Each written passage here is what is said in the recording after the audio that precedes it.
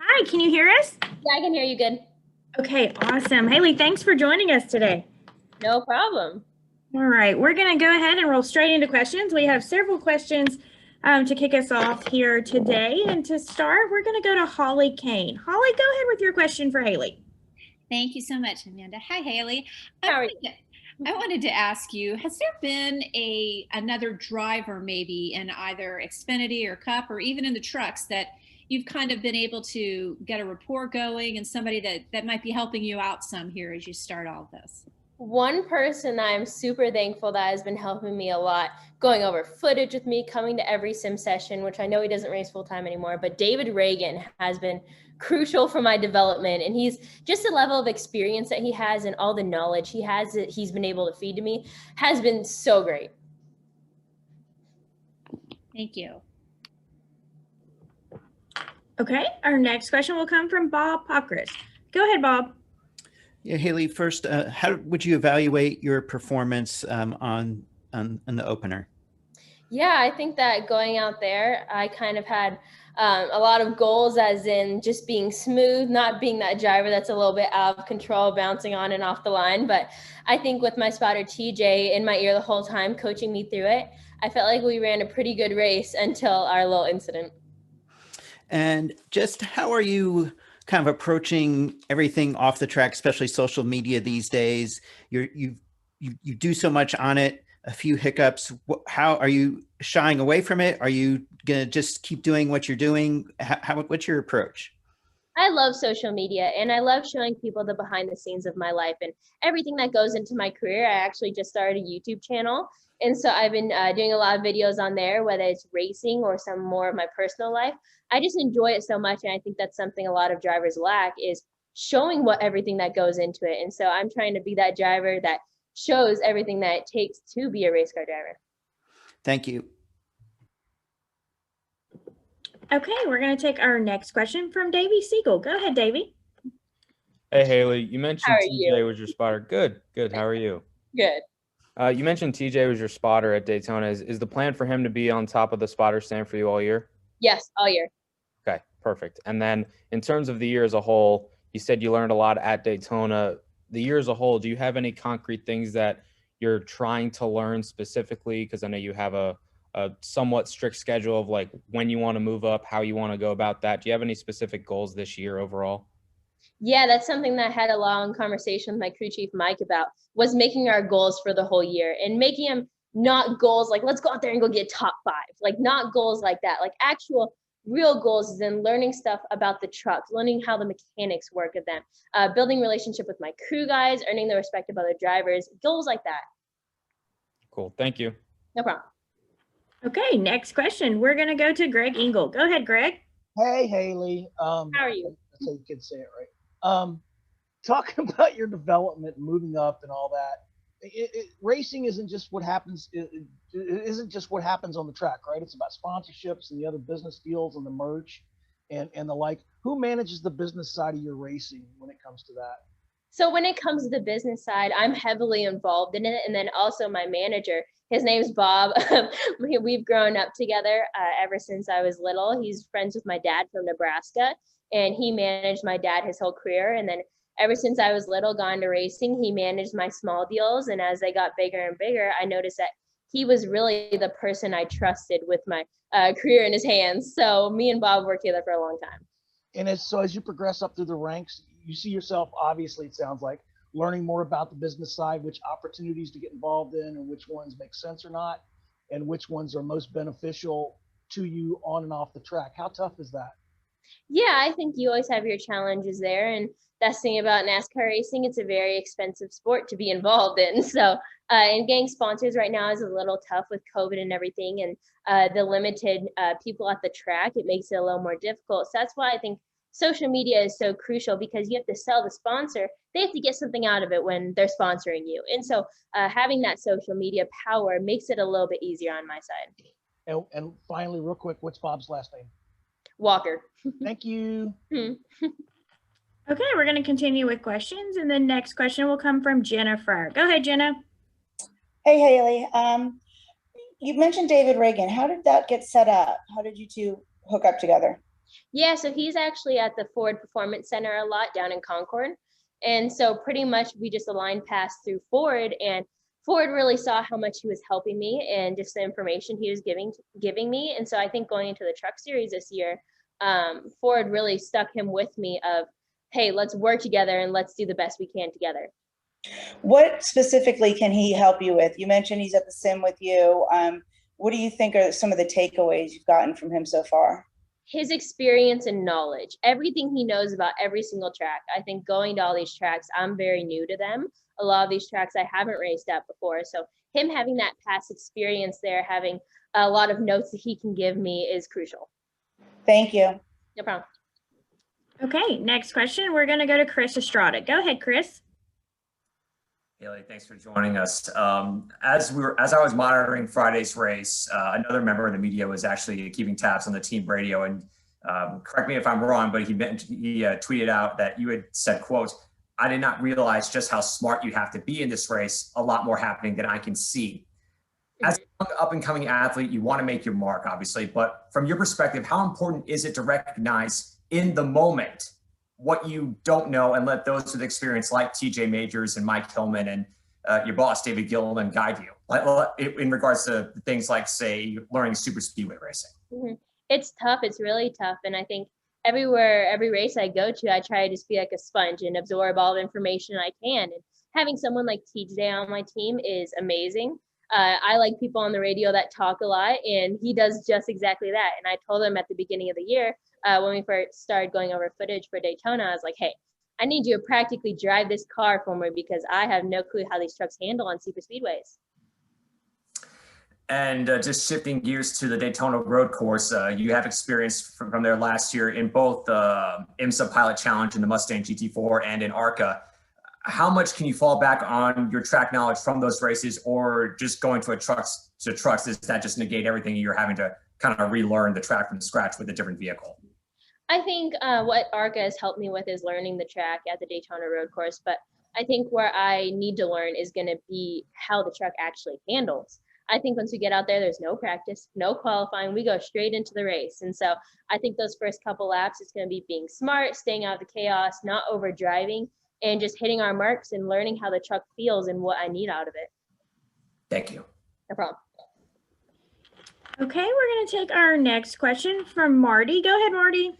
Thanks, Amanda. Hey, Hailie, hope you're doing well. I'm kind of curious, with the Daytona road course, like you said, no practice coming into the weekend. How are you preparing for it for your first time with the trucks? You've been doing a lot of sim work at the Ford Performance Simulator, doing some iRacing. How have you been prepping for it?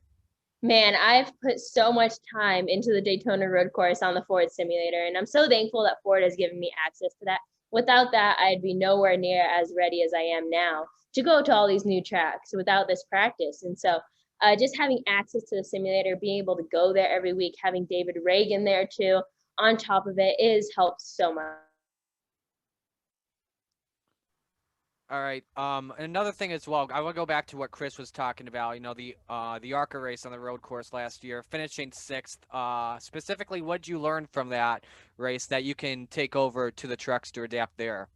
I think something that a lot of people are talking about, or even like my teammates talking about on the Daytona road course, is that it lacks grip, which it lacked a lot of grip in the ARC race just because it rained before, the track was still wet.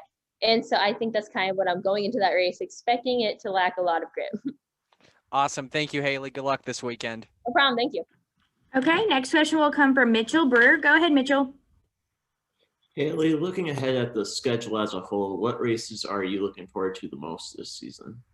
I think when it comes to races, I'm looking forward to, you obviously look forward to the ones that you think you're going to do the best and be the most comfortable at. And I think going to the dirt tracks is going to be really fun. Bristol, I'm really excited for that one, the Bristol Dirt Race. Thank you. No problem. Okay, we're going to take our last question from Casey Campbell. Go ahead, Casey. Thanks, Amanda. Hailie, hope you're doing well. So looking at, I know you're excited about these 2 dirt races. Well, there's actually 2, of course, Knoxville. Have you been to Knoxville before? And what do you think about the 2 dirt races on the schedule? And do you think you have an advantage with that? I mean, I've never raced at Knoxville or anything like that. Never raced at Bristol dirt either. I don't think anyone has. So I think that going into these dirt races, it's not about like saying I have an advantage. I think I'm very disadvantaged when it comes to all these racetracks because I haven't been there before and I don't have a lot of experience in these trucks. So they handle a lot different than ARCA cars. So that's something I'm having learned every single race. So I think going there, I'll be a little more comfortable than I would be at a lot of the pavement tracks, but I don't think as comfortable as a lot of people will be. All right. Thanks, Hailie. No problem. All right, Hailie, thank you so much for your time today. We appreciate it. Yeah, thank you. All right. Perfect. Hey, Hailie, you can hear me okay? Yeah, I can hear you good. Awesome. Well, thank you for taking some time with us. We're now joined by Hailie Deegan, driver of our #1 Ford in the NASCAR Camping World Truck Series. Hailie, we're going to take some questions for you, but to open it up, can you just sort of talk about, you hit the track at Daytona last weekend and you'll be back for the road course. What's it like at Daytona? Like, do you feel a certain aspect of excitement when you're there? Yeah, I think when you go to Daytona, it's like an overwhelming excitement just to know like you're going to be racing where so many legendary drivers have raced before. Awesome. Well, we're going to take some questions for you. We're going to kick things off with Greg Engel. Go ahead, Greg. Hey, just when you thought you got rid of me. Something completely different, and I really appreciate your time, and you're awesome at this. And this question, I'll have a follow-up depending on the answer to this. Have you seen the Netflix show, The Crew? What is it called? The Crew? No, I haven't. Not yet. Okay, well then. I wish I had time to sit and watch a Netflix show. I got so many on my list I need to watch. well, you'll have to take time to look at it. Let me ask you a follow-up from the business side of things I was asking you about on the other avail real quick then. Because you obviously have a very good handle on all your business affairs. So is it safe to say that you feel like learning about all the business side of it is almost as important as learning how to go fast on whatever track you're racing on? Yeah, I think a lot of drivers will kind of hand that part off to other people, but that's something that I love being super involved in because at the end of the day, it's my career that I gotta live out. Like I'm the one that has to do all these business deals because I'm the one that's gonna have to be with them all. So I think that just being heavily involved in it, and I love learning about it. I think I love the racing part just as much as I love the business part. Thank you so much, young lady. I'll look forward to seeing you this weekend at Daytona. Thank you. All right, we're going to take our next question from Zach Dean. Go ahead, Zach.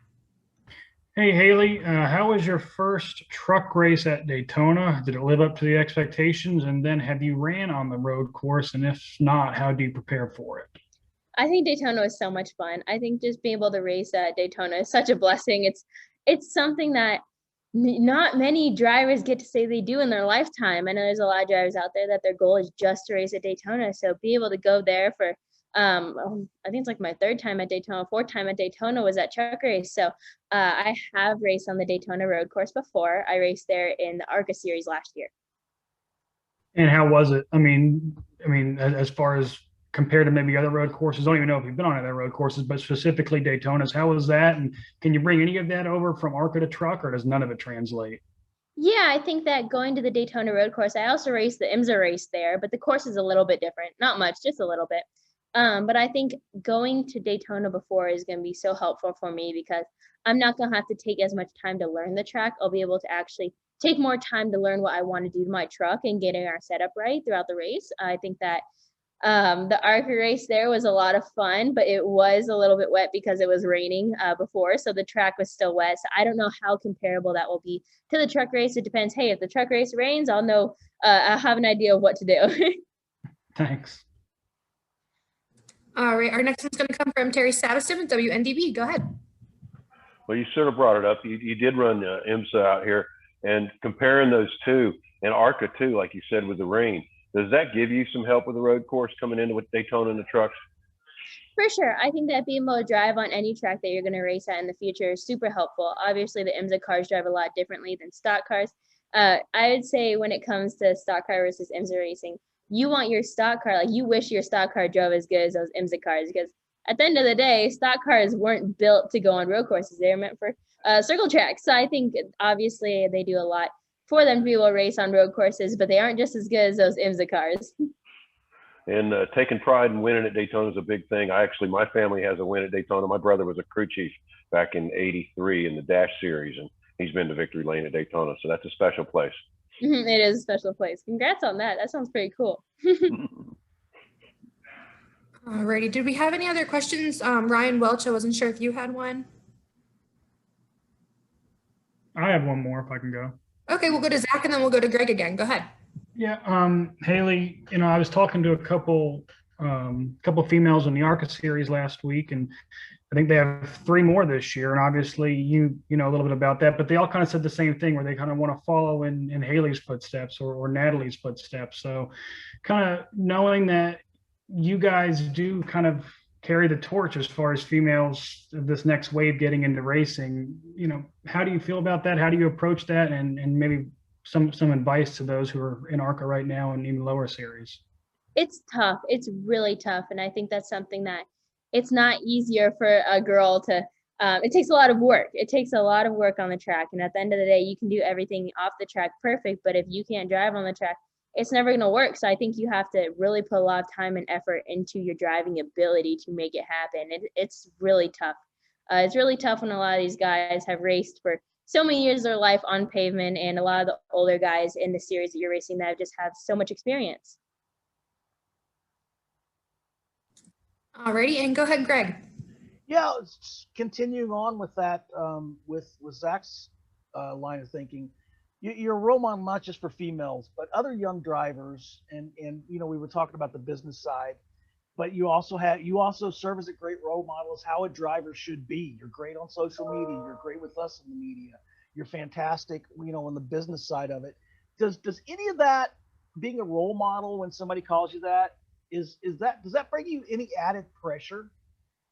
I would say it's not pressure. It's more just like motivation to keep doing what I'm doing and constantly try to do better. Nice. Thank you very much. No problem. All right. And Terry, did you have another question? Nope. Okay. Well, Hailie, thank you so much for taking some time with us. And we look forward to seeing you this weekend at the road course. Sweet. Thank you. Thanks, Thank you. Hailie.